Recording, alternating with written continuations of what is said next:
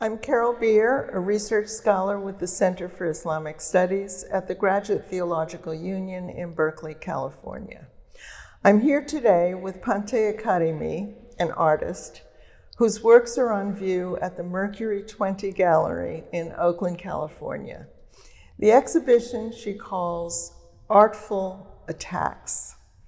As a historian of Islamic art, I'm particularly interested in the way her art intersects with history, tradition, and science. I'd like to begin my interview with a question about history. Pantea, I wonder if you could explain to us how history informs your art.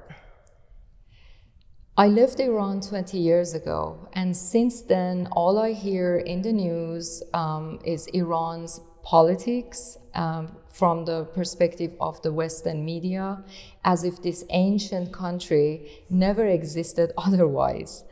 Iran's assigned political identity must not detract from its long history. History is important to me because it has shaped my identity.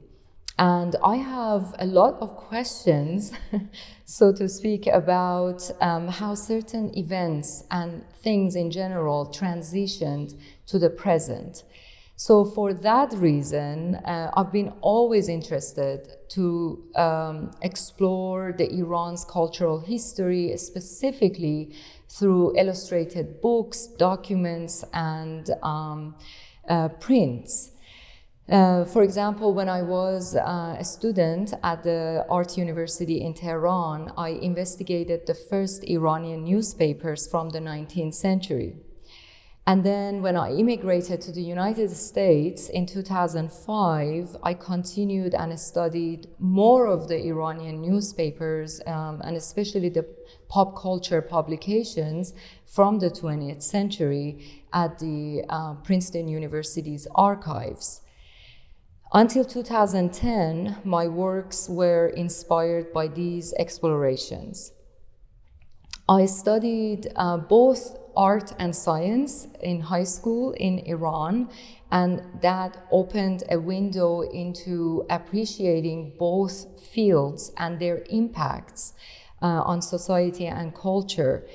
So I would say the Iranian history of science is also very rich, and I am fascinated by it.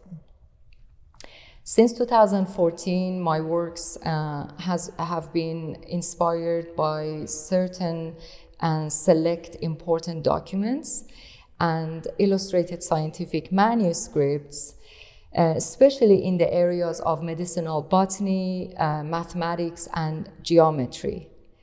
I have chosen these topics because I have personal experience and connections with these topics.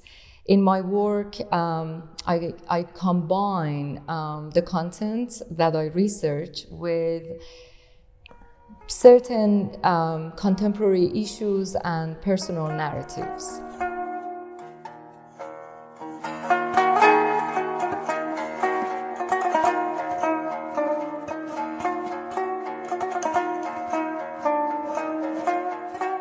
I'd like to ask in particular about the object, the document that inspired this work of art that's behind us laid out on the floor. And that is the Topkapi scroll from Istanbul, a work that has been important to me as a scholar of Islamic art and its history. When did you first become engaged with the Topkapi scroll? Well, it was in 2007 that I saw the Topkapi scroll for the first time, but at the time I didn't know what I wanted to do with its visual information. As you mentioned, Topkapi scroll is housed at the Topkapi Palace in Istanbul, Turkey. It is a late medieval Iranian document in a form of a long scroll. It is 97 feet by 13 inches, and it compiles a great collection of geometric architectural drawings for vaults, and tiling patterns that use the Kufic script. Topkapi scroll is a significant example of interconnectivity of science and art from Iran. And its content is directly related to what I'm doing right now, to my current work. Then it was in 2019 that I revisited this interest, and then I read a book by Golru Nachipoglu on the same topic, as well as a few articles and other books written by prominent historians, including yours, on geometric patterns, which inspired me to create a series of artworks. As you mentioned, the works I show in this gallery are inspired by the Topkapi scroll's content, and the works include a scroll that is similarly made to the Topkapi scroll, but my scroll is 42 inches by 42 feet long. I figured that was a good number. And a series of ceramic tiles using Kufic script and a performative video. So the works showcase my take on Islamic geometry and comment on the political tension between Iran and the West.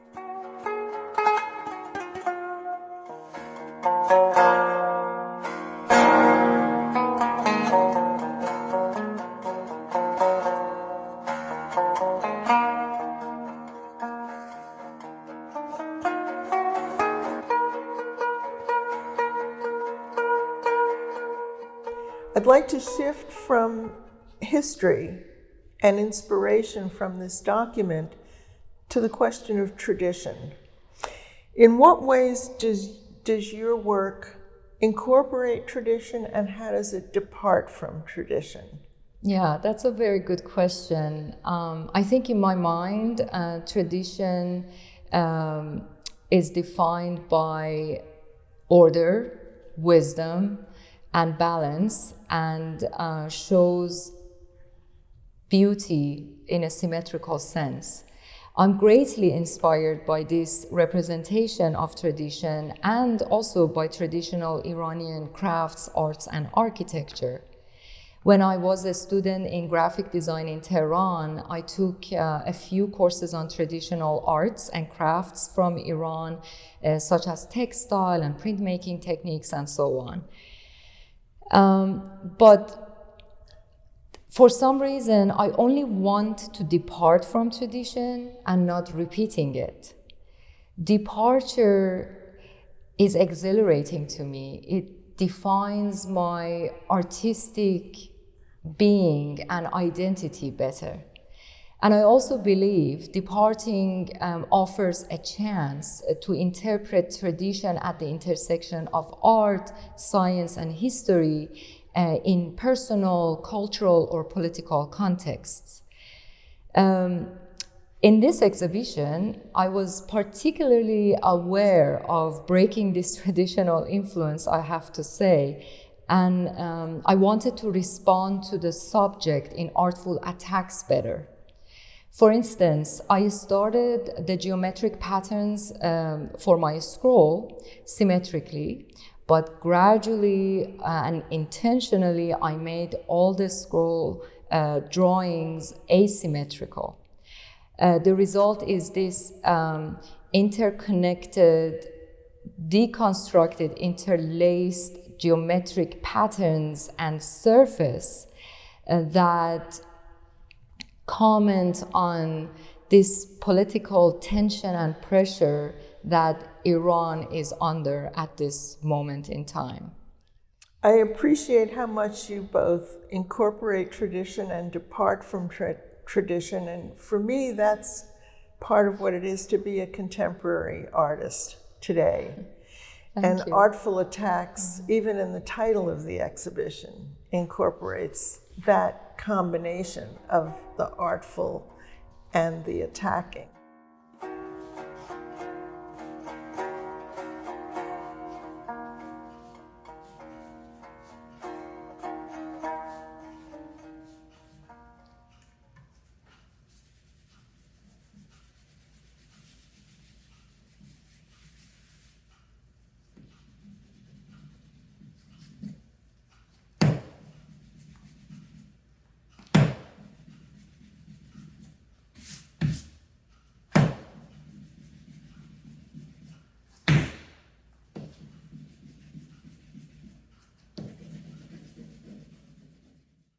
Pantea, what experiences as a child influenced your work? Visiting mosques, botanical gardens, and historic monuments from ancient times to the Middle Ages to early 20th century, especially those that were built by prominent architects such as Hushang Seyhun or Hossein Amanat, were all parts of my education in Iran. My father is a mathematician and architect, and my mother is a retired history teacher. I would say they both play an important role in my interest in science, art, history, and design. They took me to places such as the tombs of Hafiz and Sadi in Shiraz, which is also my birthplace, and the tomb of Ferdowsi in Mashhad, and so on. I remember I was fascinated by the tiles, patterns, and colors I saw.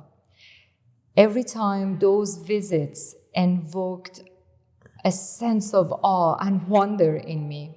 So right now, what I'm doing as an artist and the investigation within the Iranian historic documents all speaks to my childhood influences. For instance, in this exhibition, I designed a series of Kufic ceramic tiles that are based on the Topkapi scrolls found patterns. And I wanted to create my own take on the ceramic tiles, so I deleted all the words and replaced them with certain select words that have surfaced in both Iranian and Western media, such as covert war, mysterious explosion, or cyber attacks, and so on. These words all relate to the Iran's nuclear site attacks near the historic city of Natanz. Natanz, I remember visiting it well. Oh, that's wonderful to know. And I know you also visited Shiraz. I did. And lived there. I lived in Shiraz for a year. That was a wonderful year, and it informed my professional career, just as it had influences on your work.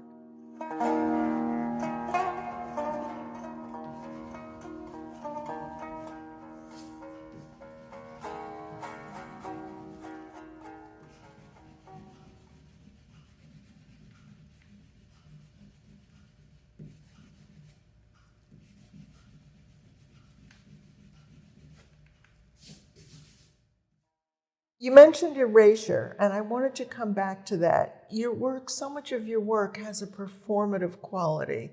Can you address that and help us understand it more? Yeah, as I mentioned earlier, so much of Iranian history and culture are hidden behind its political identity. In creating my scroll, erasure is a rejection of culture and history, and it's a form of an attack to eliminate them. For the past few months, while I was creating this new series, I've been preoccupied by the thought of political pressure and tension that have greatly impacted the people of Iran, including my family. Then the mysterious attacks targeted Iran's nuclear site near the historic city of Natanz, where its medieval architecture used these ceramic tiles and Kufic scripts similar to what we can find in Topkapi scroll. This new series organically shaped as a reaction to the coverage of such incidents in the media. When I started drawing the geometric patterns for my scroll, I also started filling some of the shapes with blue that is found in the historic buildings in Natanz. Then I erased the patterns and the blue and replaced it with yellow from the nuclear power logo. I drew the patterns and erased them again. This repetitive act increasingly became performative in the 6 months of my scroll's production. I think the general charcoal drawings that I used to create my scroll reveal much of my methods as an artist. But then I thought my emotions towards erasure and this elimination of history and culture had to be captured through a live performance and to be recorded. So I filmed some parts of this process in my studio, which I show in this gallery.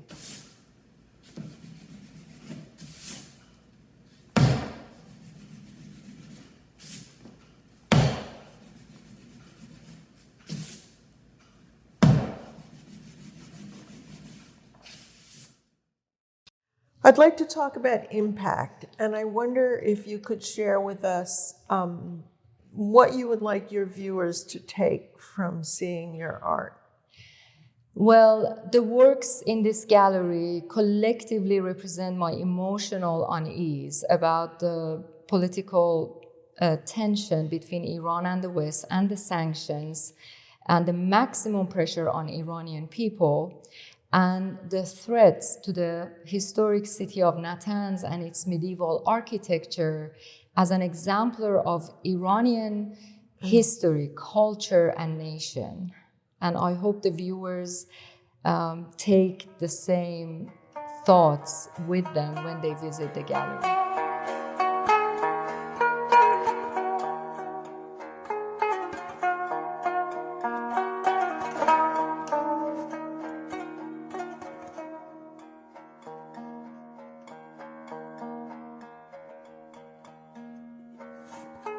Thank you, Pantea, for sharing your artist perspective and illuminating for us so much of the deep meaning that you bring to your work.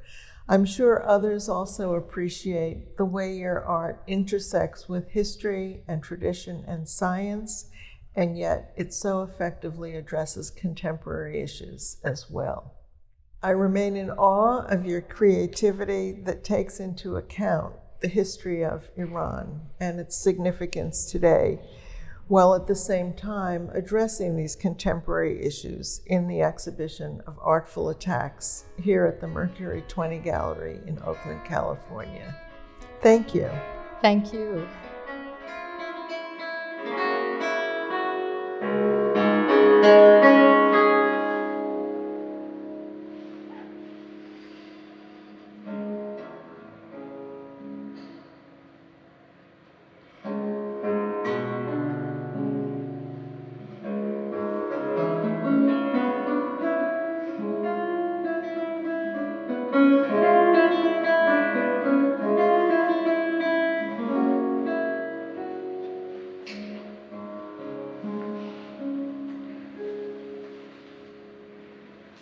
Thank you.